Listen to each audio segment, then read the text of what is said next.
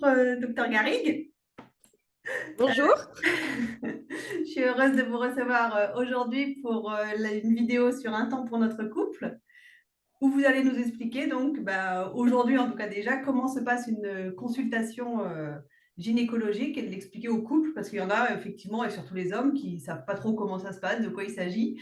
On va commencer tout simplement par votre parcours. Quel est votre parcours donc? Oui. Alors déjà, je voulais vous remercier. Je suis ravie de faire partie de ce podcast. Donc mon parcours, moi, je suis gynécologue obstétricien, c'est-à-dire que j'ai fait les années de médecine, le tronc commun de 6 ans, et ensuite on a un internat de 5 ans qui comprend toute une activité chirurgicale notamment. Et après, j'ai été chef de clinique pendant 2 ans au CHU de Poitiers. Ensuite, j'ai travaillé 7 ans à l'hôpital de Rochefort en tant que gynécologue obstétricien, mais spécialisée en chirurgie. Et depuis 2 ans, je suis à la clinique de l'Atlantique à La Rochelle. Voilà. D'accord. Et donc, mon travail consiste à suivre les patientes et ma spécialisation de chirurgien me permet de les opérer s'il y a un souci dans divers domaines tels que l'endométriose, mais aussi les cancers, etc. D'accord, ok, ouais. Je crois qu'on reparlera un peu de l'endométriose justement un peu plus tard. Donc, à qui s'adressent les consultations et est-ce que les gens viennent plutôt seuls ou en couple déjà? À qui s'adressent les consultations en premier temps? Alors, à toutes les femmes, souvent c'est à partir du moment où les jeunes filles se posent la question de la contraception, c'est pas dès les premières règles. Et après, tout le long de la vie de la femme, jusqu'à 99 ans et plus, hein, si besoin, il n'y a pas de limite d'âge, ni de. Enfin voilà, toutes les femmes doivent être suivies. Pourquoi? Parce que ça permet, en fait, c'est vraiment la médecine de la femme avec les problèmes spécifiques de la femme et donc un suivi très personnalisé voilà, qui suit de l'adolescente, après la jeune femme, désir de procréation, grossesse, etc., etc. D'accord. Et donc, est-ce que les femmes viennent plutôt seules ou elles viennent plutôt accompagnées de leur conjoint ou conjointe d'ailleurs, je suppose? Oui. Alors, ça dépend. Quand c'est pour un suivi standard, souvent elles viennent seules, mais c'est vrai que très souvent, les patientes, elles viennent en couple. Quand elles viennent pour des problèmes, des symptômes difficiles, elles peuvent parfois être accompagnées aussi d'autres personnes, mais c'est vrai que très souvent, on a le conjoint qui vient parce qu'ils se sentent impliqués dans les problématiques de leur femme. Donc, D'accord. c'est avec plaisir qu'on les accueille, au contraire, parce que ça nous permet de leur expliquer la pathologie, les traitements, les conséquences, etc. Et en gros, alors, c'était pas forcément préparé, mais combien il y a de pourcentage de personnes qui viennent en couple? Oh, je dirais enfin, en tout cas, dans mon activité, je dirais la moitié. Parce que moi, j'ai une activité qui est assez spécialisée. Et donc, je reçois les patientes qui ont des problèmes. Donc, très souvent, elles viennent pas seules. Je dirais la moitié-moitié D'accord. dans mon activité, ouais. Mm. Oui, donc c'est plutôt chouette. Oui, donc, Oui, oui, c'est bien. Et surtout qu'après, on peut impliquer les hommes parfois dans le traitement pour différentes raisons. Donc, moi, je trouve ça toujours intéressant. Puis, ça permet aussi de placer la patiente dans son environnement. hmm. Parce que souvent, voilà, c'est pas une femme seule, c'est une femme avec un conjoint très souvent, ou une Oui, conjointe. c'est sûr. Donc, quels sont les motifs de consultation en général en gynécologie, puis après plus spécifiquement chez vous dans votre consultation? Oui. Alors en général, donc soit il y a vraiment toute une partie de suivi comme chez le médecin généraliste, c'est-à-dire qu'on vient une fois tous les ans, tous les 2 ans, pour vérifier que le corps va bien au niveau des organes génitaux féminins, parce que c'est vrai que très souvent les patientes, elles n'aiment pas trop en parler à leur médecin généraliste. Et de l'autre côté, les médecins généralistes parfois sont un peu démunis face aux problèmes féminins. Donc nous, on est vraiment là pour ça, pour gérer la contraception, dépister les maladies, les cancers, l'infertilité, etc. Donc ça, c'est tout le suivi standard. Et après, on a les motifs de consultation quand il y a des soucis. Donc c'est très souvent soit les saignements anormaux, les douleurs, que ce soit des douleurs de règles, des douleurs pendant les rapports, ou tout type de douleurs de l'ovulation, voilà. Et après, toutes les pertes, toutes les anomalies au niveau vaginal, les pertes, les inconforts, voilà, qui sont un motif assez fréquent finalement. Voilà. En tout cas, ça, c'est en gynécologie. Après, en obstétrique, c'est tout un autre pendant, hein, pendant la grossesse, mais c'est encore un autre sujet. Mm. Oui, bien sûr, effectivement. Ouais. Et donc, pour rassurer un peu toutes les femmes, les adolescentes ou même les hommes, comment se déroulent les consultations, du coup, en gynéco? Alors, c'est vrai que souvent, les jeunes filles, elles sont assez stressées. Encore hier, j'en ai une qui était très stressée de venir. Alors déjà, il faut savoir que pour une première consultation d'une jeune fille, il n'y a pas d'examen clinique, hein, voilà, on ne saute pas, donc ça, déjà, il faut se rassurer. Et sinon, la consultation standard, elle dure entre 20 et 30 minutes selon la problématique. Donc, il y a toute une partie d'entretien.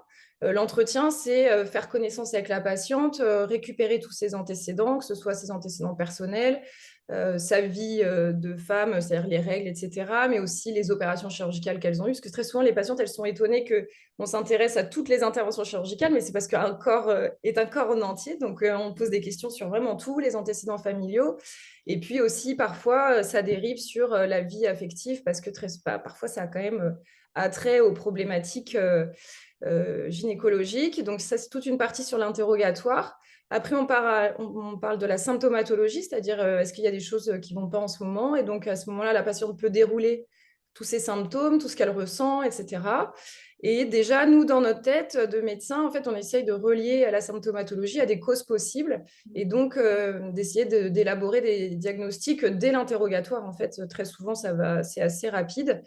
Et donc, une fois qu'on a fini de discuter avec la patiente et de récupérer toutes les informations dont on a besoin, la plupart des cas, on examine les patientes quand même pour voilà, étayer un peu le diagnostic et puis vérifier que tout va bien. Et donc, l'examen clinique consiste à l'examen mammaire pour vérifier qu'il n'y a pas de problème. Ouais. Et puis, l'examen génital pour, voilà, pareil, examiner le col, vérifier qu'il n'y a pas de souci, que l'utérus est de taille normale, etc. D'accord, il y a Voilà. forcément un frottis, enfin, je sais pas, un frottis à Alors, chaque. le dépistage du cancer du col, c'est le frottis. Donc, on le fait à partir de 25 ans, puis 26 ans, 29 ans. Et après, à partir de 30 ans, c'est tous les 5 ans, jusqu'à 65 ans. Et après, on arrête parce que en fait, le risque de cancer du col après 65 ans est minime. Donc, il n'y a pas besoin de se stresser avec ça. C'est pas que on s'intéresse plus aux femmes de plus de 65 ans, c'est que le risque, il est pas probant. Donc, voilà, ça, c'est pour le dépistage du cancer du col. Mais ce n'est pas à chaque consultation. Ça n'a pas d'intérêt. S'il est négatif, votre test, il faut le faire que tous les 5 ans. D'accord. Ok. Et du coup, les hommes qui viennent, du coup, posent quel genre de questions ou participent comment à la consultation? Alors très souvent, c'est lors de l'interrogatoire. Il peut donner un peu son avis sur les douleurs de leur femme. Parfois, ils interviennent un peu là-dessus. Et puis, surtout, ils posent beaucoup de questions sur les conséquences, comment ça peut se passer, quels sont les traitements, quelles sont les conséquences des traitements. Voilà, ils s'intéressent surtout ouais, à l'inconfort de leur femme et comment ça peut s'arranger, quoi. Souvent, c'est un D'accord. peu ça. Et après, pour l'examen clinique, comme souvent les cabinets sont faits comme ça en gynéco, une fois qu'on passe à l'examen clinique, il n'y a pas de visu, donc l'homme peut rester, mais il voit pas l'examen clinique, il reste de dos, et souvent il y a un petit paravent ou c'est dans une autre pièce, et donc ils peuvent rester dans la salle sans être témoins de l'examen clinique. Oui, c'est Voilà. plutôt rassurant, oui, pour eux, Oui, effectivement. Ils n'aiment pas ça reste trop quand les même hommes. assez intime, quoi. Oui, oui, oui, c'est sûr. Et voilà, alors comme il y a le versant chirurgie, il y a des femmes qui viennent aussi du coup pour des cancers. Mm, On parlera une tout à autre fois fait. de l'endométriose, mais là pour les cancers aussi du coup. Oui, en fait, nous, on les reçoit souvent une fois que le diagnostic a été posé pour leur expliquer ben, le schéma thérapeutique. Donc, le plus fréquent, c'est le cancer du sein quand même. Et donc, on leur explique, dans votre cas, vu le type de cancer, etc., le schéma thérapeutique sera ça, ça, ça. Soit chirurgie simple et radiothérapie, soit de la chimiothérapie si c'est agressif. Et donc, nous, on les reçoit dans un premier temps pour leur expliquer. Et ensuite, pour leur expliquer la chirurgie, les conséquences de la chirurgie, les modalités de prise en charge, etc. Et après, pareil pour les cancers pelviens qui sont quand même heureusement moins fréquents, mais très souvent, c'est nous qui faisons le diagnostic pour le coup et qui, du coup, accompagnons les patientes dans le schéma thérapeutique et dans le traitement. D'accord. Ça, c'est des consultations, par exemple, ça, c'est des consultations où moi, je prends une demi-heure pour les annonces de cancer parce qu'il y a toujours une sidération. En fait, déjà, l'annonce diagnostique, souvent, il y a une sidération. Donc là, c'est très important de venir à deux parce que quatre oreilles va être toujours mieux que deux. Et très souvent, les patients, en fait, ne retiennent pas toutes les informations. C'est impossible hein, parce que c'est comme si on leur abattait quelque chose Oui. sur eux. Donc, c'est une consultation qui est plus longue, le temps de bien expliquer le traitement, etc. Et puis de laisser le temps surtout aux patients d'atterrir et de pouvoir poser leurs questions parce que sinon, c'est trop rapide. En fait, on n'a pas le temps d'intégrer. Après, une demi-heure, c'est quand même assez rapide quand même. Mais bon, en tout Oui. cas, c'est Oui. c'est la durée que je trouve raisonnable pour ce type de consultation. D'accord. Ok. Et donc, l'autre spécialisation, donc, c'est l'endométriose, mais on verra sur une autre interview pour vraiment, parce que c'est un sujet vraiment, même le cancer, mais c'est un sujet vraiment à part et entier, où il y a plein de choses à dire. Donc, Oui. on verra une prochaine fois pour cette interview. Merci en tout cas pour toutes ces explications. J'espère que les gens auront de quoi échanger et parler entre eux. Voilà, merci beaucoup, docteur Garrigue. C'était Merci à vous. pour notre couple avec Sophie Cadieux, donc psychologue clinicienne et thérapeute de couple. Et je vous dis à très bientôt pour de nouveaux sujets. Merci.